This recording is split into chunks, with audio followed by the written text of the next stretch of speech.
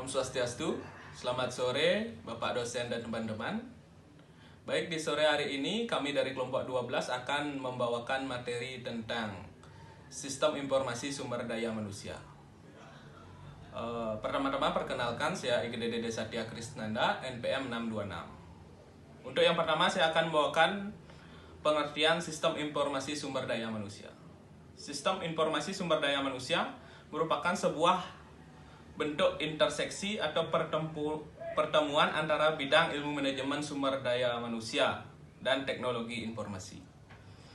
Sistem ini menggabungkan MSDM sebagai suatu disiplin yang utama, mengaplikasikan bidang teknologi informasi ke dalam aktivitas-aktivitas MSDM, seperti dalam hal perencanaan dan penyusunan sistem pemrosesan data dalam serangkaian langkah-langkah yang terstandarisasi dan terangkum dalam aplikasi perencanaan sumber daya perusahaan atau Enterprise Resource Planning atau ERP.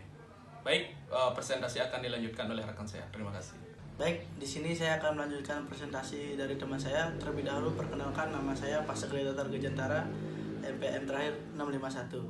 Di sini materi yang saya akan jelaskan adalah fungsi sistem informasi sumber daya manusia.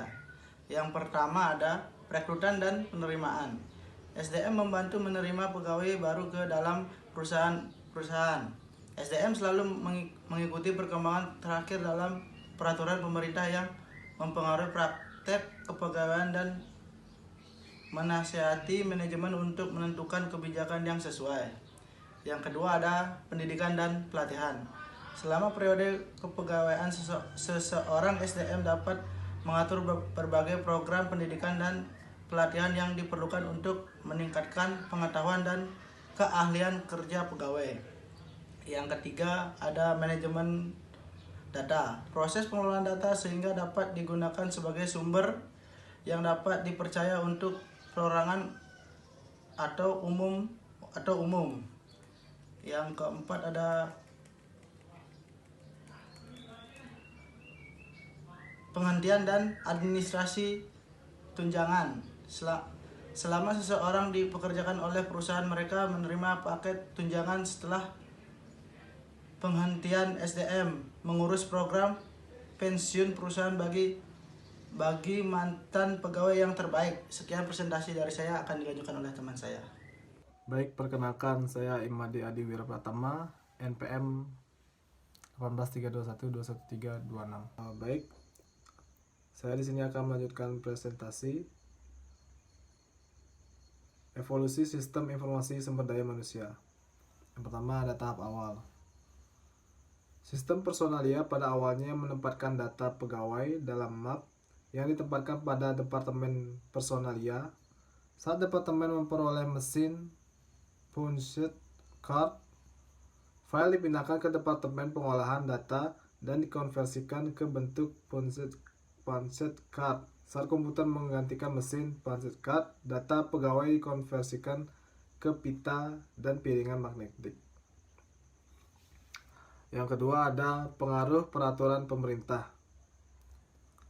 Rangsangan untuk menaikkan status data personil diberikan oleh peraturan pemerintah seperti EEO, Equal Employment Opportunity. Ada juga OSA, Occupational Safety and Health Administration, dan AAP, Affirmative Action Program, yang diberlakukan selama tahun 1960-an dan 1970-an. Perusahaan diharuskan untuk menyediakan statistik bagi pemerintah nasional yang menunjukkan sampai sejauh mana praktek personalia perusahaan sesuai dengan undang-undang itu. Perusahaan segera mengerti bahwa mereka tidak dapat mengejar persyaratan pelaporan yang meningkat tanpa bantuan sistem berbasis komputer. Manajemen puncak perusahaan mulai mengalokasikan sumber daya tambahan bagi pengembangan sistem personalia berorientasi informasi, Information Oriented Personnel System.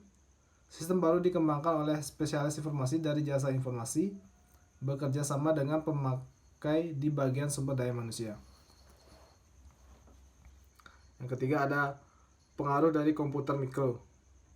Saat komputer mikro muncul, sistem informasi SDM mulai dipasang dalam areanya. Beberapa digunakan secara berdiri sendiri, standalone, beberapa dibuat jaringan untuk membentuk LAN, dan beberapa dihubungkan dengan fasilitas komputer sentral perusahaan. Beberapa organisasi SDM bahkan memasang komputer mikro, bahkan mainframe mereka sendiri. Kemudian, model sistem informasi sumber daya manusia. Model HRIS meliputi 3 subsistem input. Yang pertama itu ada SIA, Sistem Informasi Akuntansi, menyediakan data personil yang berkaitan dengan keuangan. Yang kedua ada penelitian sumber daya manusia, berfungsi untuk mengumpulkan data melalui proyek penelitian khusus. Yang ketiga ada intelijen sumber daya manusia, berfungsi mengumpulkan data yang berhubungan dengan sumber daya manusia dari lingkungan perusahaan. Yang meliputi intelijen pemerintah, ada intelijen pemasok, intelijen serikat pekerja, intelijen masyarakat global, intelijen masyarakat keuangan, dan intelijen pesaing. Sekian dari saya, akan dilanjutkan oleh teman saya. Terima kasih. Saya Ibu Adrian Pramana Subagio 503. Status sistem informasi sumber daya manusia kini berdasarkan sumber sistem survei tahun 1990 sampai 1991 menyatakan bahwa di 47,2%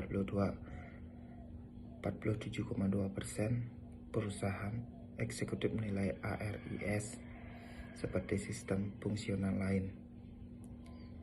Ini merupakan situasi yang baik, dan di 29 perusahaan ARIS memperoleh posisi yang lebih baik, tetapi di 225 perusahaan ARIS dianggap kurang bernilai dibanding sistem lain.